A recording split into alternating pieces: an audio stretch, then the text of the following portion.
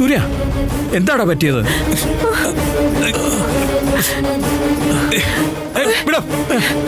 അച്ഛാ, എന്നെ തുടർന്ന് പറ.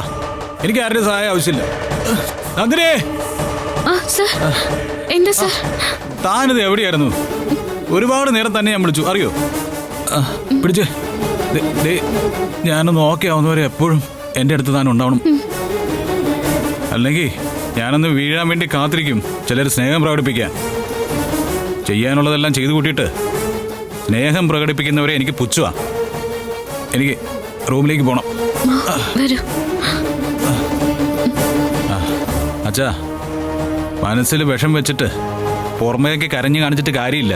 അച്ഛന് മനസ്സിലായോ? പോ.